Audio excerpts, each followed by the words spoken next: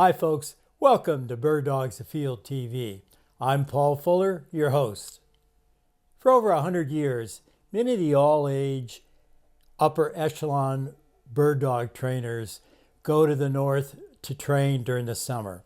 They go to the prairies, North Dakota, Manitoba, Saskatchewan, and they go there for the cooler weather, the wild birds.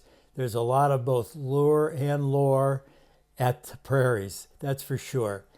And so returning from Montana last September from our hunt there, Susan and I stopped over in Antler, North Dakota to visit pro trainer Randy Anderson.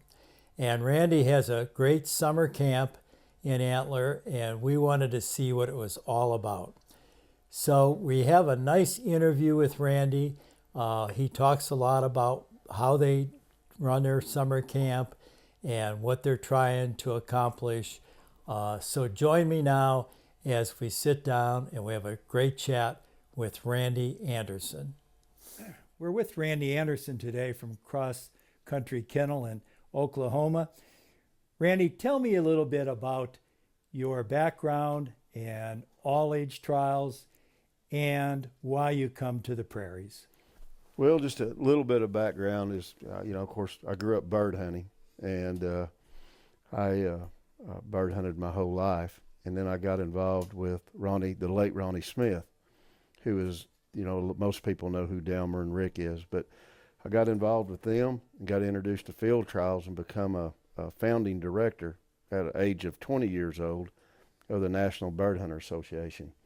And then after that, I thought that there was another step to go to the horseback world.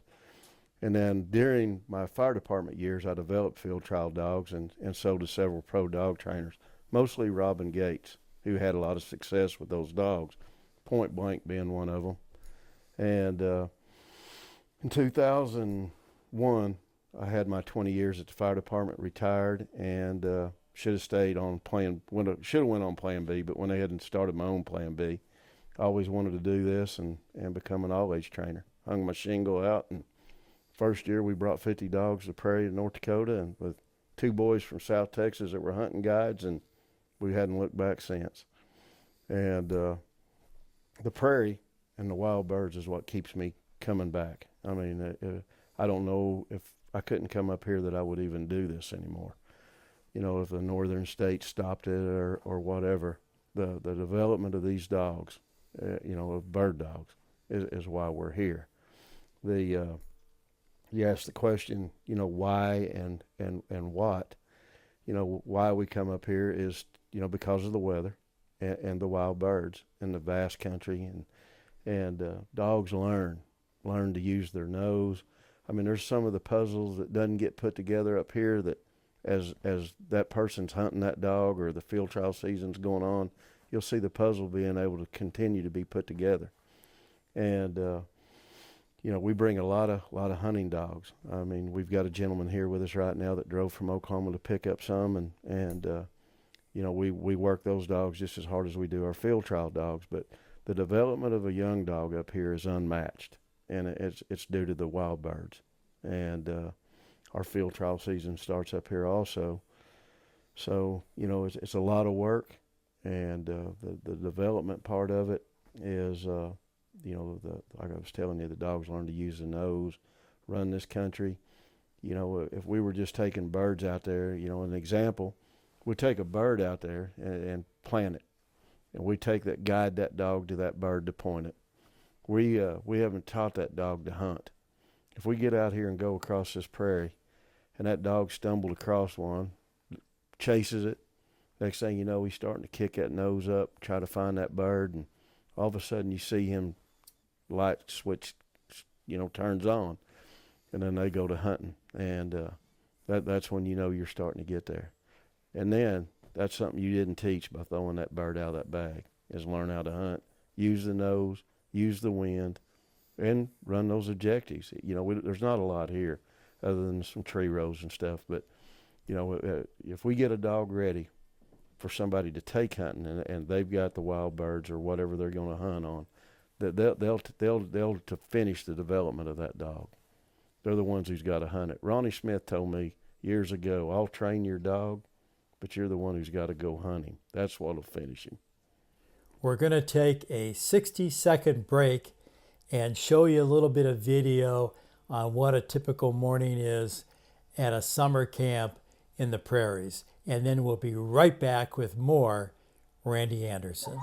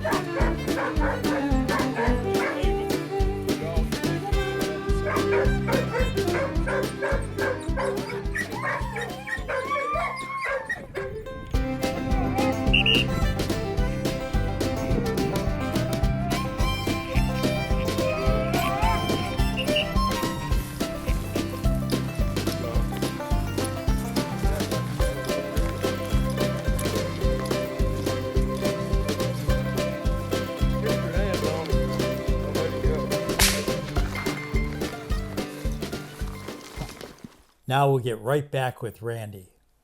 Now tell me, you bring different age dogs, you bring puppies, you bring older dogs? Absolutely. We do offer, we offer a puppy program. And, the thing that you don't want to overdo up here is a lot of groundwork on a puppy. The CRP is a little rank, but they do learn. I mean, they learn how to run and go with you. I know you've done interviews with Mr. Farrell, and that's part of his program that I know that I've watched that you've done in a very good segment. And you do the same thing up here with them having the opportunity to find wild game. And, if you can give them a little bit of that exposure, it'll sure carry over. And we, just being in and out of the trailer, staked out, benching, I know you've seen a little of that at Mr. Farrell's. We do a lot of the exact same program. I've learned a lot from him. So we try to duplicate a lot of the stuff that Mr. Farrell does with a young dog. Now, do you sit down in the evening and talk about which dogs you're going to run the next day? Absolutely. We our summer program consists of good help. And this year we got a young man from Georgia, from Plantation Country, Stephen Bullard. And every evening we have a dog list. And it's made up, and we sometimes we'll have a discussion about it. He'll see where we've missed one, or this dog hadn't had prime time, and he'll bring it to my attention, and he adds it to a higher part of our list. But we have a list that we make every day. We load those dogs, and like a day like today, that if we'd have had 12, 15 dogs on that trailer, and it was a rain out, the unfortunate part, those dogs that we didn't work today lost that day. Tomorrow we go back on that regular schedule. And then some dogs we move in and out of a rotation. And then we also, and he's been excellent at it, we keep notes on these dogs. And, we pretty well know where each one of them at. And our morning consists of going out and working when we first get up here. And then we come back and yard work. And he's done an excellent job with that. I mean, he's sitting there yard working 25 of these dogs. Breaking them, and did every one of them. And then our evenings, that's most of our dog work from a horse is all done in the mornings, and the rest of it, the afternoons, is yard working.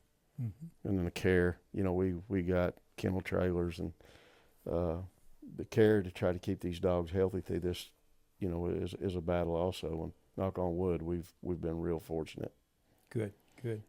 Now, birds, are they primarily sharptails and huns? Yes, sir. Yeah, we have we're so far north. This isn't pheasant country, but we have pheasants. And I've seen a large group of pheasants in all over this area when we first got here.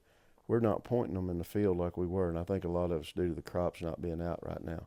Mm-hmm. Same way with huns. Mr. Brad Harder was up here with us last year. I think one morning we moved 9 coveys of huns in Surris, North Dakota. We hadn't pointed we've pointed one covey of huns I know of at Surris, North Dakota, this year, but we're seeing that many on the road to town, and it's because of the crops being late getting out. When they get out, we'll start seeing a lot more huns. But they're going to have to hurry. We're about done. So tell me a little bit about the Canadian field trials you've already had. Well, the Canadian field trials, I'll kind of start, the tradition of our sport, of the trainers from the South going to Canada. And this area right there is real rich in that history. The railroad right-of-way that you've seen coming into town is the exact same right-of-way that the train came to Antler to where they unloaded. And the Ed Mac Farriers, the Ches Harrises, the John S. Gateses, the wagon that you see out in the yard.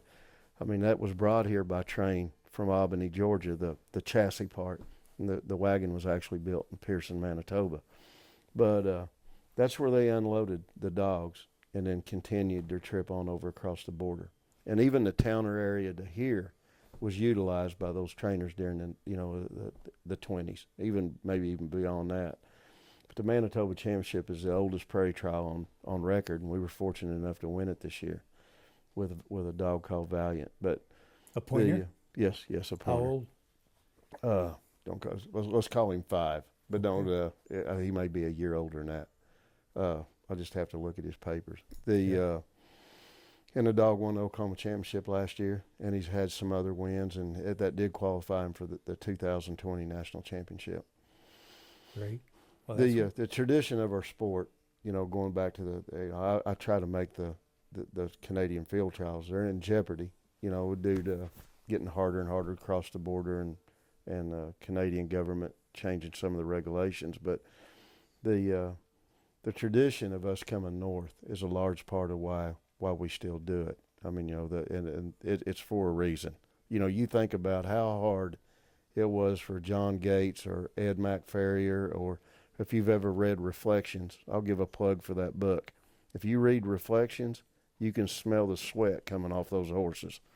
But you'll hear where Ed Mac Farrier and them put up a tent in a Model T to, they stayed all night to town, or, to continue their trip on up here to Gainesboro. And Gainesboro's real close, and a lot of trainers were in the Gainesboro area. And then it goes even to later to Hoyle Eaton and Mr. George Moreland, and a bunch of them were right across that border. But you think about it, the travel to get here. If they thought that they could have done a better job in Nebraska, and I'm not picking on those guys because the country's changed, they wouldn't have went this far north. Well, I'm sure they wanted the cool mornings of the prairies and as you said earlier, the wild birds. That's for sure. They were developing. Those guys right there had good owners, and they wasn't really. I don't think John S. Gates was worrying about a meat dog as much as he was a dog to win a national championship with, and they were up here to develop field trial dogs, and a lot of those people like John S. Gates and Ches Harris, I've been told they could have easily ran Chase Manhattan Bank. They ran those dog businesses like a business. Randy, when you have dogs that you don't think are going to make the grade, I've often heard that a lot of the plantations will take dogs that aren't quite all age quality, but good enough for a plantation. Have you seen that at all? Absolutely. And with me being in Oklahoma, I don't utilize the plantation deal because I'm so far away from it. But we do have the South Texas or the West Texas market. We used to, not as much anymore, and I still do. But there's several camps, and there's several private leases in South Texas that we sell dogs to. And then we bring a lot of South Texas dogs up here right now, and plantation dogs. We just sent 4 out of here right now, today. And those dogs are perfectly fine for working the plantations. Absolutely. They may not have the motor and the big running capability of an all-age horseback dog, but certainly they do a fine job for the plantations. Absolutely. And and so many of these dogs is you can tell at an early age. A lot of it gait. I call it a hunting dog gait.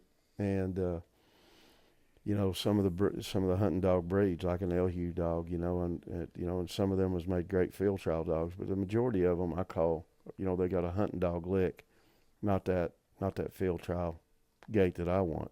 Right. And you can determine that pretty quick. And every once in a while you get one of them in from one of those places that's got that, and you're trying to figure out a way not to make him that type of dog. We got some up here right now that we're sent up here for a hunting dog. One of them I just placed in Canada for an avid bird hunter and a dear friend of mine named Kevin Dixon. I said, Kevin, you got a big problem. You better you better hit an oil well. You wanna handle that dog in trials. Absolutely. Already have, and he'll give me an option. I mean, there's no way you can hunt that dog. I mean, and it would be a shame to try to to mold him to a hunting dog right now. But hey, I'll go back. These derbies, Ed McFerrier told me one time, he said, you don't know what you got until you get them finished. And these derbies this time of year are not finished. And if they are, you've taken a lot of potential away from them. And that's one of the things I like about being up on the prairie is you can let these dogs develop, on their own. And to me, that is so important, to be able to do that and decide which one of these dogs may go up to the next level that we might be able to win Grand Junction with. Sure. Well, and it all starts here. People go, the Ames Plantation, you run a dog, that's nothing but a glorified shooting dog, that's a shooting dog course. The brains of these dogs to adjust to the Ames Plantation for what it took to qualify at Manitoba to go there is a brilliant dog. And a dog that goes 3 hours is an all-age dog. You got him ready for that field trial, for that event. And, it would take an all-age dog to win up here to go there to win. And those elements for that time of year. I mean, you've been there. It's muddy, it's cold, or it can be hot. It takes a tough dog. Would you say the difference between a shooting dog and an all-age dog is simply range, or how would you define the difference? Well, a little of it would be range. I think an all-age dog is got a what word am I looking for? A little more of independence to reach and find game, and he's going to go till he finds game. And a shooting dog is going to have a little more rapport with you. Wanting more direction, to where, that all-age dog's got a handle for you, but his job is to search and find game. Great. Well, Randy, this has been wonderful. I appreciate so much your time, and I know you're very busy this time of the year, and we appreciate your time very much. And I look forward to seeing all your successes this year on the field trial circuit. Well, I appreciate that. I mean, shoot, we're sopping wet, and I'm glad anything that you folks do, to promote our sport. I appreciate what you do. I mean, you, Brad, the people at Field Trial Central, it's great. With the media, social media, and stuff like it is today, we're getting the word out. And the retriever people, they gain NASCAR recognition when they put retriever, on TV. And, you can't do that with a bird dog event. Yeah. Wonderful. Again, thank you so much. Thank you. Appreciate it. Well, folks, I hope you enjoyed that visit with Randy Anderson at his summer camp in North Dakota. It certainly was interesting to me, and I learned a lot. I want to thank a few people for helping me with this video. First of all, I want to thank Brad Harder, who, if you're in the field trial business, everyone knows Brad. He's been filming the national championship and producing a DVD for years. And all of the video content in what we just saw was shot by Brad from Horseback. So I want to thank Brad a lot for that. And by the way, if you haven't ordered a DVD in the past from Brad, you should. They're phenomenal DVDs showing all the great dog work at the national championship. And you can order them from his website, which is Pleasant Hill Productions. And I've put that right across the banner here, so you can see that. but you should have some of his DVDs. They're fantastic. Secondly, I'd like to thank Chris Mathen at Stridaway, who provided many of the still photographs that I used.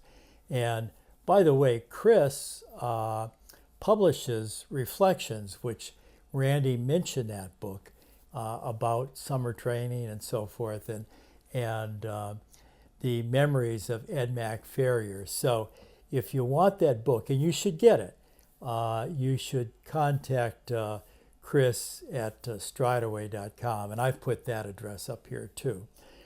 So I want to again thank Randy Anderson for taking time and sitting down with us. It's a busy season for him, but I really appreciate his time. So I hope you enjoyed that, and I hope to meet you in the field someday.